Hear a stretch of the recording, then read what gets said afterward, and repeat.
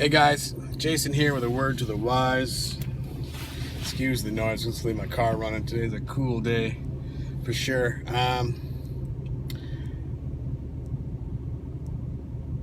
If you do a good Google search and you're really looking for something that you remember maybe from years ago, specifically by name, I'll give you an example. I remember probably over 10 years ago, I worked in Boston, and over the radio they talked about how Harvard and I believe it was MIT did an experiment where they put a bacteria, and I think they released it in the subway, and they're talking about this on the news, and then they tracked to see how that bacteria moved and how fast it spread through the city of Boston via the subway system. How would you know how to be informed of this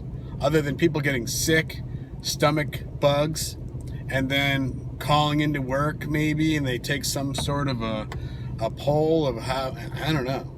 But I literally have searched that out and you can't find it. But if you're searching for things by name, it's interesting nowadays that how many things that were, say, like Area 51, UFOs, aliens, how many times over that has been used. There's restaurants called Area 51. There's games called Area 51. There's songs probably called Area 51. There's cartoons, movies, TV shows, books. So it's the information, if you will, is corrupted. It's hard to weave through all these things. And the same thing, thinking of it like that, is like information, misinformation, disinformation, how you get both sides of the story simultaneously, and then it gives whichever party is more to one or another kind of a category, major media, social media, conversations at work, listening to the radio, podcasts, and then they make movies about scenarios, the Titanic, fires in the forest fires, and the oil tanker pumps that blow up in the ocean. And that's the official true story. This is what really happened on that day. And so now people who watch that with these major actors, and it puts into place the story. Well, I know exactly what happened on the Titanic. I watched the movie. I know exactly what happened in that forest fire with those poor forest firefighters who got trapped. And I know exactly what happened on that tanker thing, because Mark Wahlberg, he played it off perfectly, and now I'm informed. The perfect storm, the ship that went out to sea and was capsized and taken down one by one, the people, and then they got taken out by a gigantic mile-high tidal wave. Exactly what happened. You know what I'm saying? So in that same process, if you think about that, we have a major scenario that's happening in East Palestine. There, I hear the pronunciation is different here when we talk about an American town versus maybe something over in that timepiece land, Palestine. But when you do a Google search, believe me, you're going to find all sorts of information flooding the market now about Ohio. Is this some sort of a scenario of flooding the market to cover up something when time comes in that timepiece land, or things that have happened in that timepiece land? Now that information is a little harder to come by because it's so flooded, and you got to go through Google pages just to get down to that timepiece land, unless you're trying to specifically word things in that. I'm in my town now, but I am right next to Salem. Not Salem, Massachusetts, not Salem, Oregon, not Salem, Ohio, not Salem, North Dakota, Salem, New Hampshire. when that eclipse happened in 2017, it went over 7 Salems at the same, in that same eclipse, not the same time.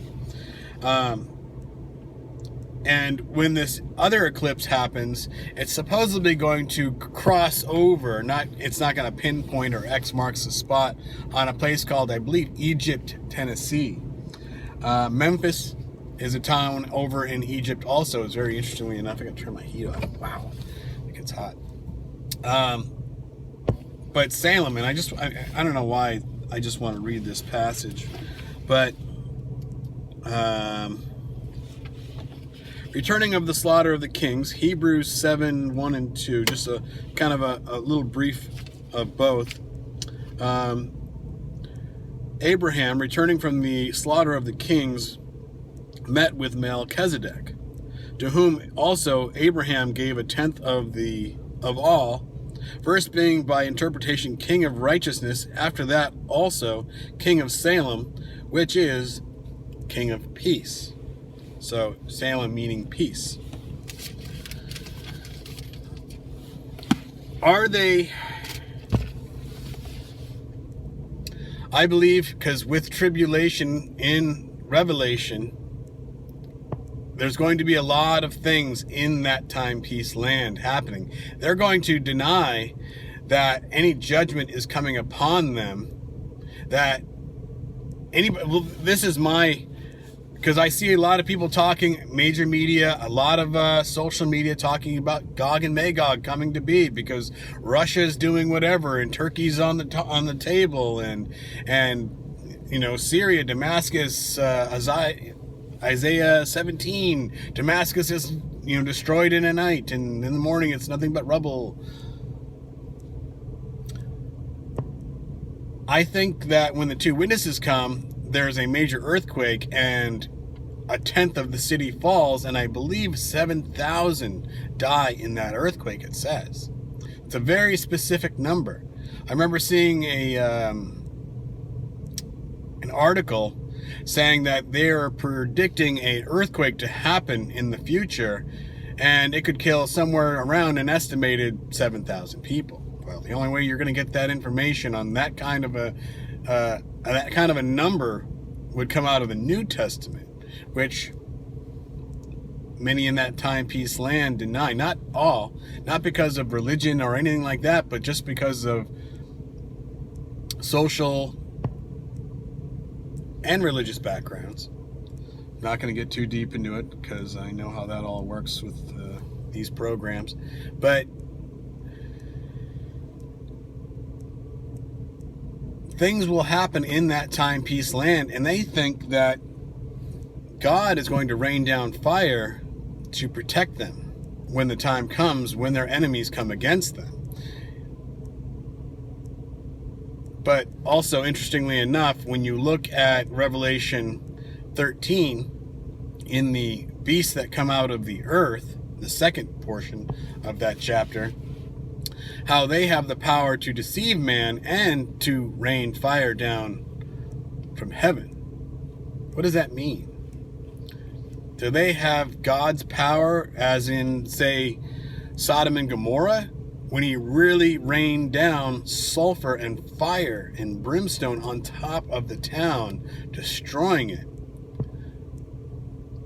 Or is this kind of a metaphorical speak where they have the power to rain some sort of a fire weapon out of the sky and making it look as though it is something supernatural?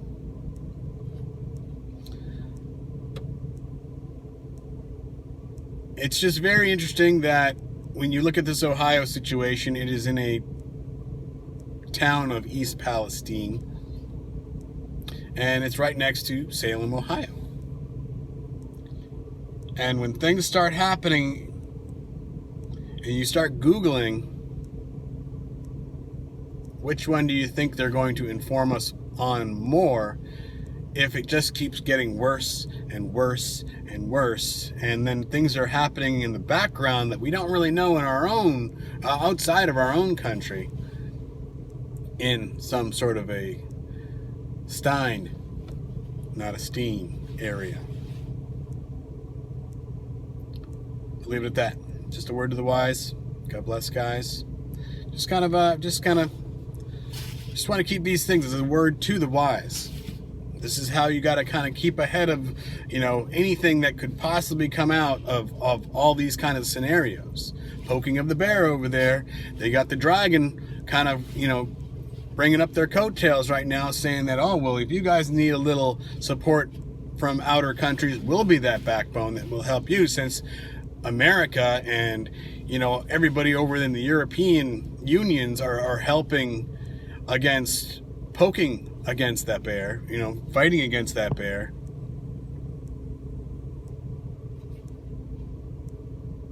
What happens when these kinds of battles and fights start sweeping a little more south? You got those earthquake countries. Fire rained down, deceiving man. Revelation 13, what if that fire rains down on, say, Damascus, and it is destroyed in a night because they are wicked, or God is supposed to be putting that judgment? I'm not saying that I know. I'm not supposing. I'm not saying. Is it meant to be? Is it God letting man do evil against another? Is it judgment coming because God uses the wicked people of the world to bring judgment on to other people, like Babylon, Jeremiah 25, the cup of God's wrath poured out on all the nations of the world? Also spoken in Revelation 14. All right, now I really got to go. God bless, guys. Just a word to the wise.